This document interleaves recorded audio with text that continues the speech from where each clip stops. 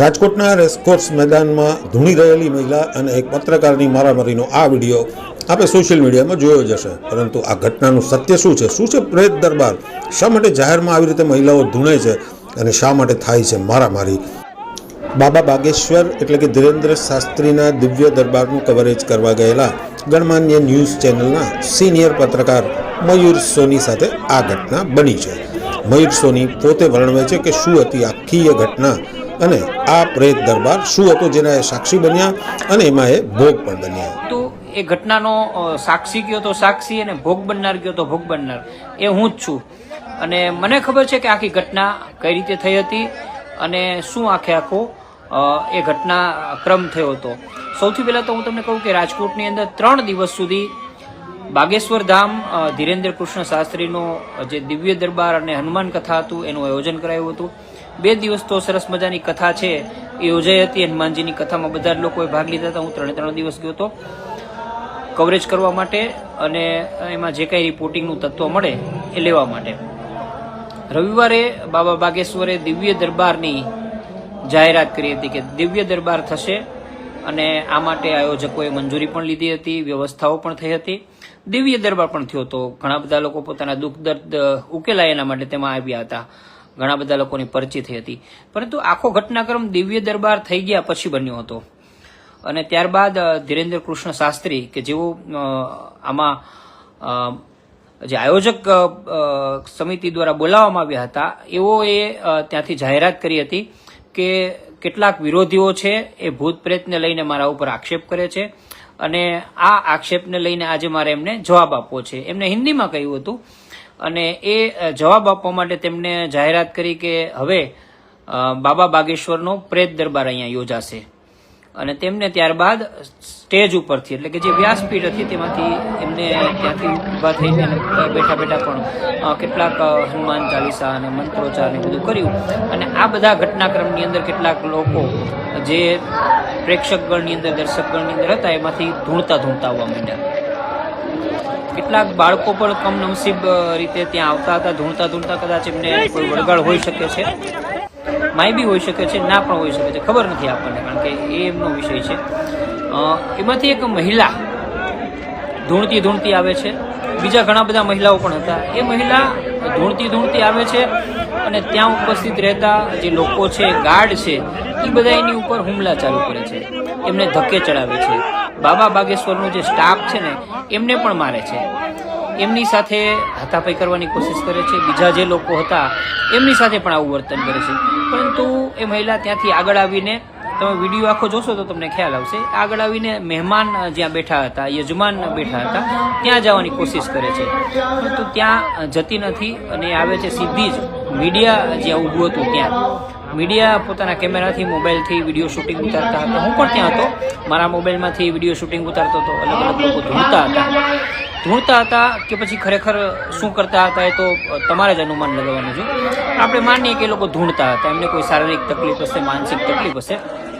વિજ્ઞાન આ વાતને માનતું નથી અને જે લોકો માને છે પોતાની રીતે માને છે. એવામાં મહિલા આવે છે અને એને ત્યાં ઉપસ્થિત 2-3 ગાર્ડ ઉપર હુમલો કરી દે છે. એક સફેદ શર્ટવાળા ભાઈ છે, બાગેશ્વર બાબાના જે આખું સ્ટેજ સંચાલન છે એની નીચે જ ઊભા હોય છે, એના ઉપર પણ હુમલો કરે છે. ત્યાર પછી એ સીધી મીડિયા ઉપર આવે છે. મીડિયાના લોકો પૈકી મારી સાથે રહેલા 2 થી 3 પત્રકારો છે, એમના ઉપર પણ હુમલો કરવાની કોશિશ કરે છે. એનો હુમલો થાય છે અને એમાં એક પત્રકાર મારા સાથી મિત્ર છે, મારી સાથે બીજી ચેનલમાં કામ કરે છે, ઋષિ દવે, એના ઉપર પણ હુમલો કરવાની કોશિશ કરે છે. પરંતુ એને ધક્કો થોડોક લાગે છે ને એ ઋષિ ખસી જાય છે. હું ઋષિની બરોબર બાજુમાં જ ઊભો હતો અને એ મહિલા મારા ઉપર પણ હુમલો કરવાની કોશિશ કરે છે. પહેલી વખત હુમલો થયો એટલે અમે દૂર ખસી જાય છીએ, આગા પાછા થાય છે અને એ હુમલાને ખાળવાની કોશિશ કરીએ છીએ કે ભાઈ આ મહિલાને કદાચ કાંઈ માનસિક તકલીફ હશે કે શારીરિક તકલીફ હશે, જે કાંઈ હોય વોટેવર. એ હુમલો કરે છે અને અમે ખસી જાય છીએ. અમને એમ કે આ પૂરું થઈ જાય છે. પરંતુ એ મહિલા ફરી પાછી ઉદેડી ફરીને ચક્કર ફરીને બીજી વખત હુમલો કરે. આ વખતે એનો હુમલો ચોક્કસ હોય છે અને એ હુમલો સીધો મારા ઉપર થાય છે. મારું ટી-શર્ટ પહેરેલું, ટી-શર્ટ ઉપર આવી રીતના ખેંચે છે, મારા ચશ્મા ખેંચી લેવાની કોશિશ કરે છે. અને આ હુમલાથી બચવાની હું કોશિશ કરું છું, પરંતુ એ મને સીધો મુક્કો મારે છે, મને છાતીમાં લાગે છે અને હું પડતા રહી જાઉં છું. મને એમ કે આ હુમલો બીજી વખતનો છે, પતી ગયું છે, પૂરું થઈ ગયું છે અને હવે આ દરબાર આગળ ચાલશે ને આપણે દૂર ખસી જાય.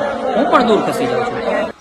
વિડીયો આગળ વધે છે, એ મહિલા ફરી પાછી ચકેડી ફરીને આવે છે અને ફરી પાછો મારા ઉપર હુમલો કરે છે. ત્રીજી વખત હુમલો થાય છે અને આ હુમલાની અંદર હું ડઘાઈ જાઉં છું. રીતસરનો હુમલો એટલો બધો સ્ટ્રેન્જ હતો, એને 2 થી 3 મને મુક્કા માર્યા છે. આ ટી શર્ટ છે બરાબરનું ખેંચ્યું છે. એ હુમલો કરનાર મહિલા છે, એ લગભગ હિન્દી ભાષી હતી અને જેમ તેમ એ ટી શર્ટ ખેંચે છે. ખેંચી લીધા પછી મને પછાડી દેવાની કોશિશ કરે છે. મારા ચશ્મા, આ અત્યારે જે ચશ્મા પહેર્યા ને એ જૂના ચશ્મા છે. મેં તાજેતરમાં જ ગયા અઠવાડિયે જે ચશ્મા નવા કરાવ્યા હતા એ ચશ્મા છે ને એ તોડી નાખે છે. તોડી નાખવાની કોશિશ કરે છે, એમ ખેંચી લે છે. મારા હાથમાંથી મોબાઈલ જટવાની કોશિશ કરે છે, પણ એમાં રેકોર્ડિંગ ચાલુ હતું. આ મહિલાની તમામ હરકત છે ચાલુ હતી અને એના પછી એ મને મારે છે અને માર્યા પછી મને નીચે જે ખેંચી અને આમ પછાડી દેવાની કોશિશ કરે છે. આખે રીતસર આમ ચકેડી ફેરવી. એટલે મારા ઉપર ત્રીજી વખત આ હુમલો થાય છે અને હુમલો થયા પછી રીતસર હું ડઘાઈ જાઉં છું. મને મારો જે જીવ છે ને એ જોખમતો હોય એવું લાગે છે, કારણ કે મહિલા ખૂબ જ હટ્ટીકટ્ટી હતી. બાબાના જે તગડા બોડીગાર્ડ હતા ને એ પણ એ મહિલાને રોકી નહોતા શકતા. હવે એ મહિલા ઉપર ખરેખર કોઈ પ્રેત આવ્યું હશે, કોઈ ડાકીની શાકીની આવી હશે, કે ખરેખર મહિલા કોઈ માનસિક પીડાતી હશે કે પછી એ નાટક કરતી હશે, તો મહિલા જાણે અને એને જાણનારા જાણે. પરંતુ મેં જે અનુભવ કર્યો મુજબ એ મહિલા સંપૂર્ણપણે મારા ઉપર હુમલો કરી અને મને મારવાની જ કોશિશ સાથે એ આવી હતી અને એ પછી હું મારી જાતને તેની સાથે છોડાવું છું. આ ત્રીજી વખતની ઘટના હતી. ત્યાર પછી ચોથી વખત મારા ઉપર હુમલો કરવાની કોશિશ કરે છે અને ત્યાર પછી મેં પ્રતિકારના રૂપમાં એ મહિલા છે એની સાથે ઝપાઝપી કરી છે. ચોક્કસ કોઈ પણ મહિલા હોય, કોઈ સ્ત્રી હોય, એનું પૂરેપૂરું સન્માન કરવું જોઈએ. હું પણ માનું છું કે એક પણ મહિલા છે એમની સાથે એક પણ પ્રકારની અઘટિત ઘટના અથવા તો એની સાથે કોઈ પ્રકારની હિંસા ના થવી જોઈએ, કોઈ પ્રકારનું વર્તન ના થવું જોઈએ. પરંતુ જ્યારે કોઈ સ્ત્રીના રૂપમાં રહેલી કોઈ પિશાચી શક્તિ, હું નથી કહેતો, આ આયોજકો કહે છે. મંગેશ દેસાઈએ રાજકોટમાં પત્રકાર પરિષદ કરીને એમ કીધું છે કે આ મહિલા અને આના જેવી જેટલા પણ લોકો ધૂણતા હતા એના ઉપર કોઈ પ્રેત અથવા તો ઉપરી શક્તિ આવી હોઈ શકે છે. તો આવી શક્તિ તમારા ઉપર હુમલો કરે તો તમે શું કરો? હાથ જોડીને બેઠા રહ્યો, ભગવાનનું નામ લ્યો, કે કોઈ તમને બચાવવા આવે એની રાહ જુઓ?